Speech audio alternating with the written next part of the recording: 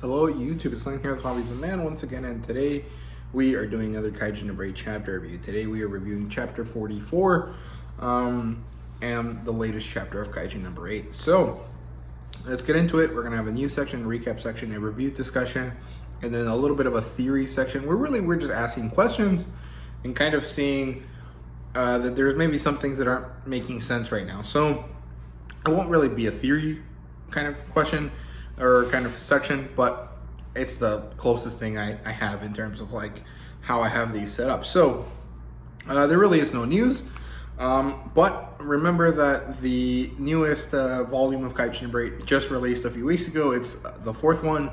It's a purple cover with Hoshina on it, and you can probably buy it at Kinokuniya if you have one of those near you. I had thought about buying all of the Japanese editions, but then I realized that it's a huge waste of money, and there really wouldn't be any benefit for me doing that. So I bought the first one and I'll keep that one. But other than that, I'm just gonna wait it out until we get them in English, which should be really soon. December 7th, I think, is the day that the first volume releases. So, pre-order those now if you want. Now, let's get into the recap section. So last week we basically started this kind of new arc.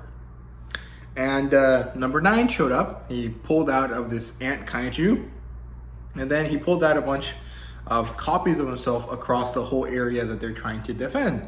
Eventually, he starts fighting Kafka. Kafka cannot transform. He seems to be afraid of himself and of his transformation. And so, in order to kind of not go berserk again, he's subconsciously stopping himself from transforming. At least that's what it looks like. And then, as number 9 is about to kill Kafka, Kikoru, the glorious Valkyrie that she is, shows up and cuts him in half. And Kikoru is basically like, I'm here now, you're gonna get destroyed, get ready. And that's where the chapter ended. So let's get on with it. Let's start today's chapter. So it's 23 pages long, which is pretty nice. I'm guessing this is going to be the standard page length now, 20 to 25, so 23 is right smack in the middle. That's pretty good. That's only slightly more than a regular weekly series, but I am quite happy with that. It's better that our mangaka has a lot more time for each chapter instead of having to rush and kind of have a bad story. So I'm totally fine with this. However, they did kind of cuck us last week because everyone thought there was going to be a chapter and then there wasn't. It was like a showcase, which kind of sucks, but it kind of made sense because it wasn't Kaiju number 8 chapter week. So it was just kind of annoying. But let's get into it. So Kikoru and Kafka are staring down number 9.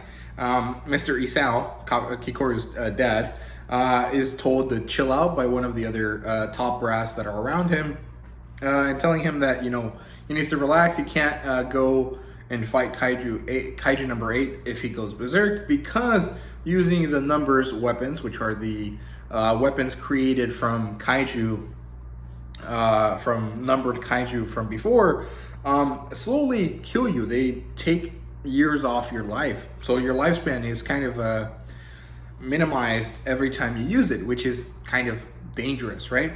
And he says he won't, because this is a trial that the next generation must overcome on their own, which is exactly what he says. He literally, I literally quoted him, right? And then we switch back to Kafka and Kikoru. Kafka can't transform. Number 9 attacks, and Kikoru is trying to think out, possible reasons for why Kafka can't transform. I'm guessing that she doesn't really understand Kafka's mental state right now. And she comes up with this idea that maybe number 9 is blocking his ability to transform.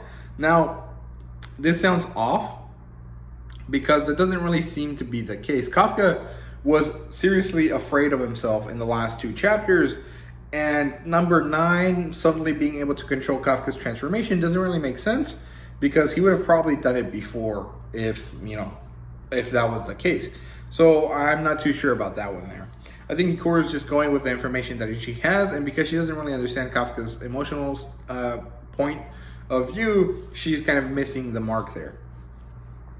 But yeah, Kafka can't transform. She thinks that number 9 is blocking him, and she says that she's going to do enough damage to it in order for him to be able to transform, because he's going to lose focus. Because number 9 is going to lose focus with how much damage he has sustained. And yeah, they basically want the block to wear off. But like I said, I don't think there is a block. I think this is a mental situation for Kafka. At least that's how it's been set up so far, at least, or how I've interpreted what was set up. I'm not too sure. But number 9 attacks Hikaru, and number 9 says like, no fair. There's 2 against 1. So it does this weird thing where it looks like he splits up into 2, but we don't actually see that to be the case. So I'm not really sure what's going on there. The art was a little bit confusing on that point.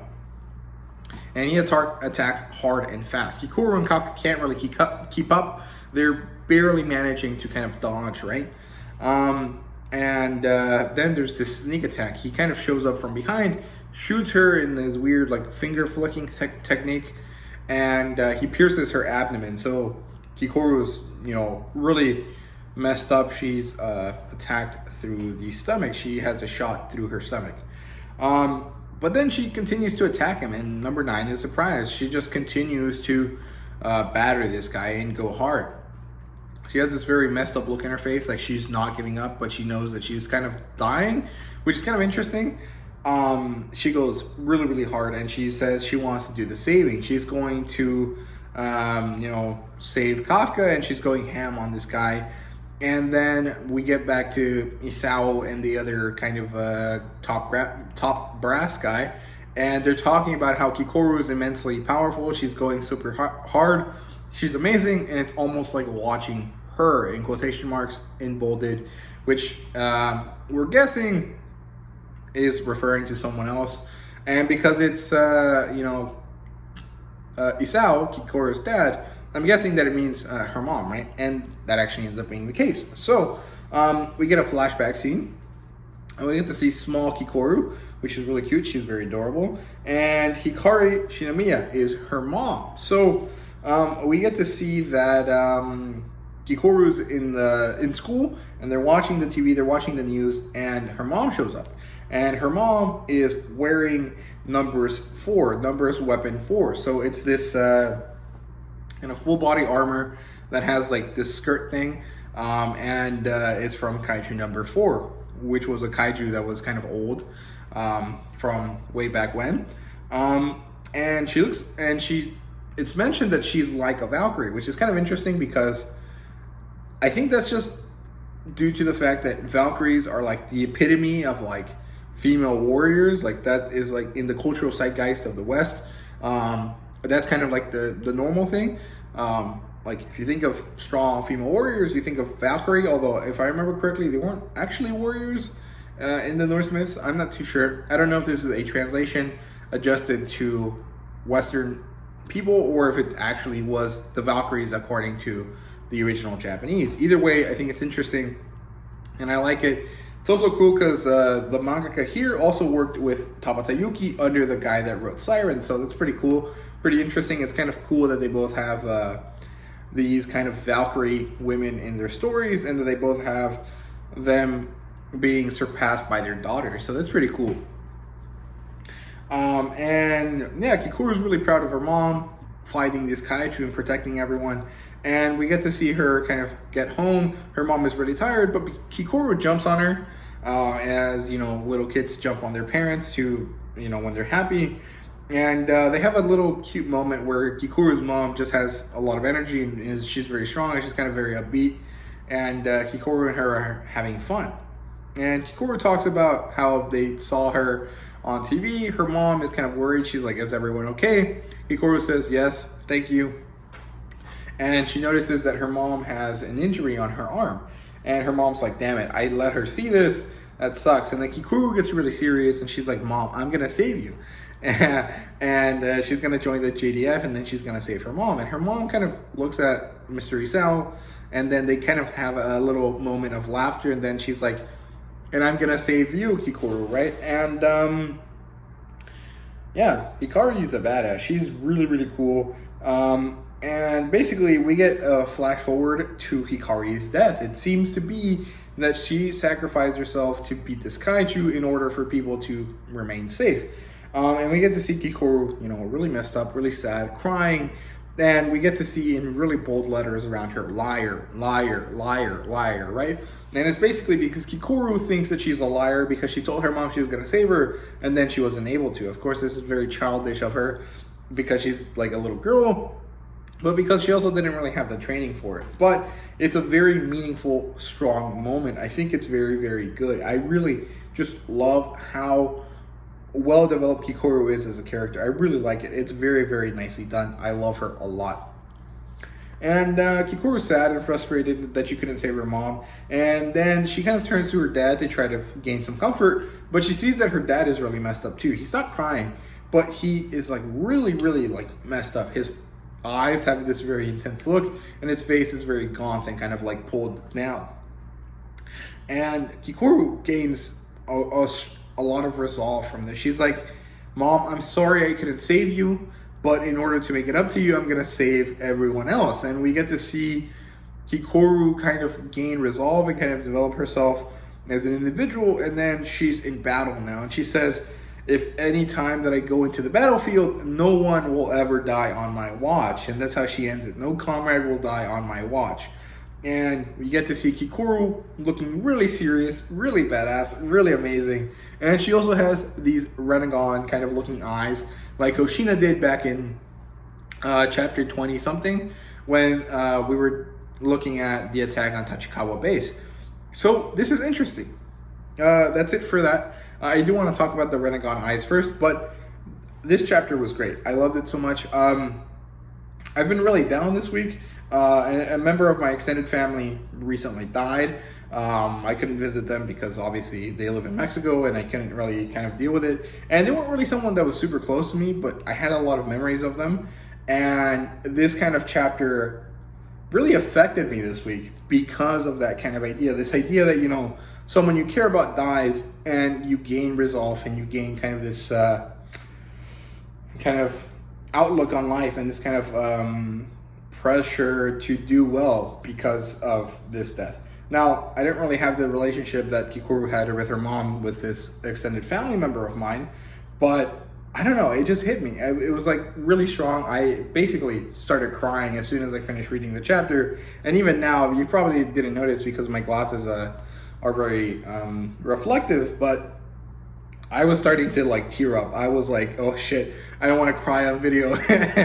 But yeah, it's really good. This is a really, really good chapter. I really appreciated it. I loved it. It was very kind of like directly related to me this week. And I just really liked it a lot. I think it's very, very good. Now, I don't really want to keep up with the sad stuff. I mean, I've just been kind of down on the channel this week and down in my personal life. But I want to kind of be happy and deal with my problems on my own. So let's get into the theory section here. So there's two kind of things that we have to talk about. One is, why can number 9 control Kafka's transformation? Now, I don't really think this is true. I think this is a misdirection on the side of the manga. I think that Hikaru misread the information, or she's not aware of Kafka's emotional state compared to how we are aware of his emotional state. Or I could just be reading it wrong, but it really seems like Kafka can't transform because he has personal emotional issues. He does not want to lose control again, so he's subconsciously blocking his transformation. I don't really think that 9 is controlling it, because 9 could have easily turned off Kafka's transformation at any other point in time if that was the case. Now, of course, bad guys always develop new powers when it's necessary according to the plotline, but this one seems like a little bit too specific and too kind of strong, right? Because if he can turn off Kafka's powers, why can't he turn off the Japanese Defense Forces armors, which are essentially just kaiju body parts, right? So I don't really think that makes sense. I think this is just misdirection on the side of the mangaka, and of course Hikaru messing up. I'm guessing that Kafka won't be able to transform until Hikaru is in really bad shape and she has really like been messed up by 9.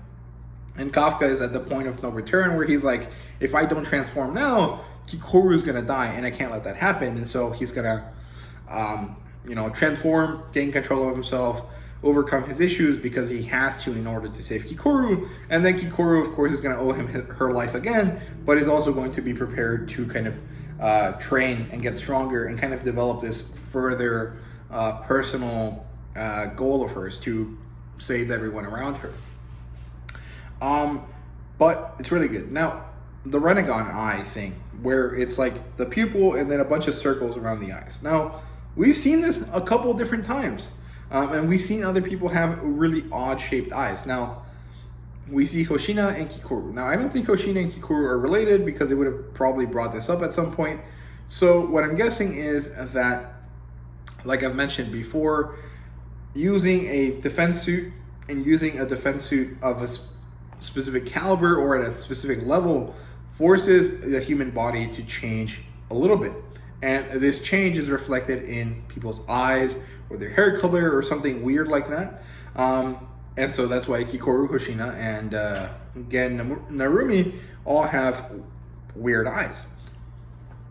Or it could be the mangaka just using this stylized eye shape or eye design in order to show that the character is really serious. I won't really be able to know this until later.